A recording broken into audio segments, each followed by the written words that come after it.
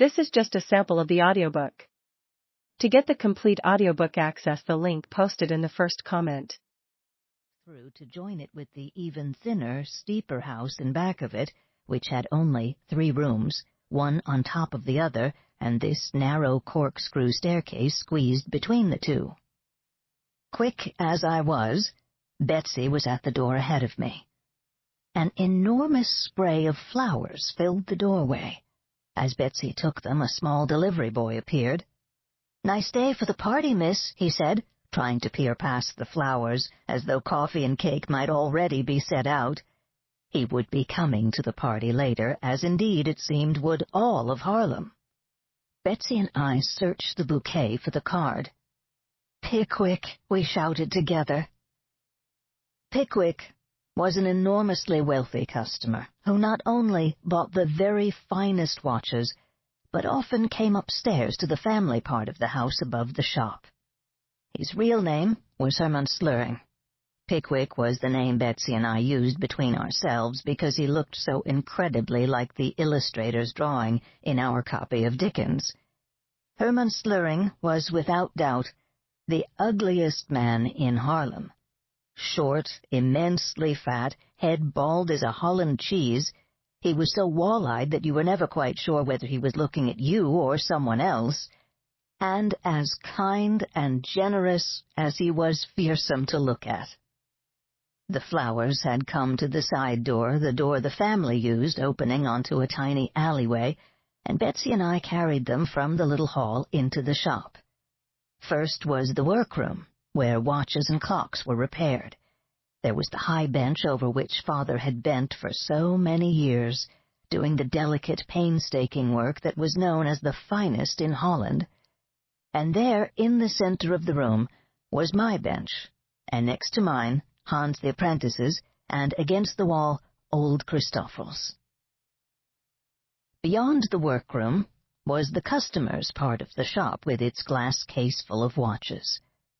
All the wall clocks were striking 7 o'clock as Betsy and I carried the flowers in and looked for the most artistic spot to put them.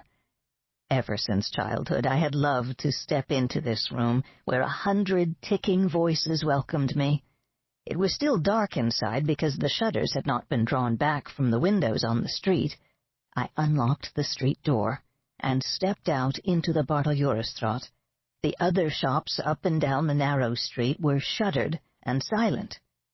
The opticians next door, the dress shop, the baker's, Weil's furriers across the street.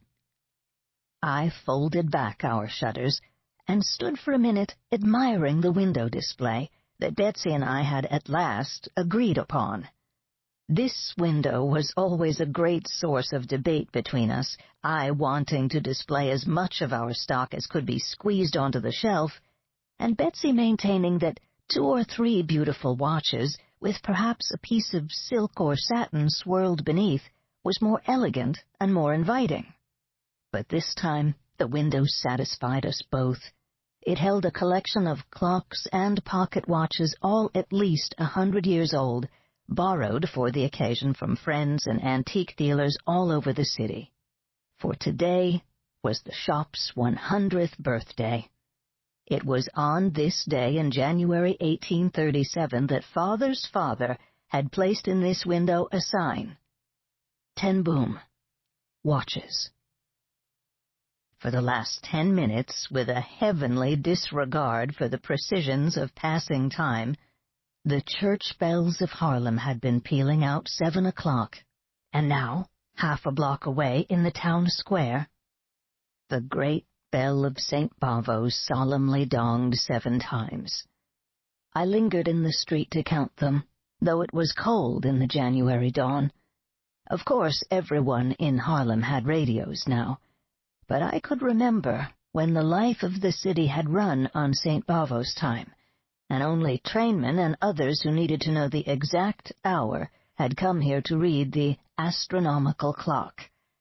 Father would take the train to Amsterdam each week to bring back the time from the Naval Observatory, and it was a source of pride to him that the astronomical clock was never more than 2 seconds off in the 7 days. There it stood now as I stepped back into the shop, still tall and gleaming on its concrete block, but shorn now of its eminence.